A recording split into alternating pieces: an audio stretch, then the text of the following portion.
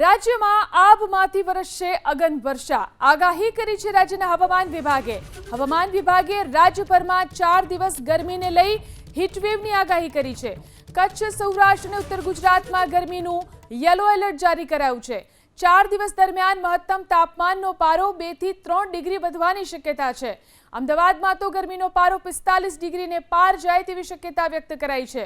હવામાન વિભાગે અંગ દજાડતી ગરમીને લઈ વૃદ્ધો અને બાળકોને બિનજરૂરી ઘરની બહાર નીકળવાનું ટાળવા અપીલ કરી છે।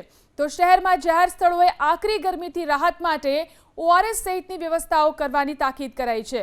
છેલ્લા 24 કલાકમાં ગરમીની જો વાત કરીએ તો કંડલા એરપોર્ટમાં સૌથી વધુ તાપમાન નોંધાયું છે। કંડલા એરપોર્ટ પર 45.2 ડિગ્રી તાપમાન નોંધાયું તો સુરેન્દ્રનગર 45 ડિગ્રી ગરમીમાં સેકાયું। આ તરફ રાજકોટ 44.3, અમરેલી 44.1 ડિગ્રી ગરમીમાં ધગધગ્યું તો કેશોદમાં 43.8 ડિગ્રી, વડોદરામાં 43.6 ડિગ્રી તાપમાન નોંધાયું।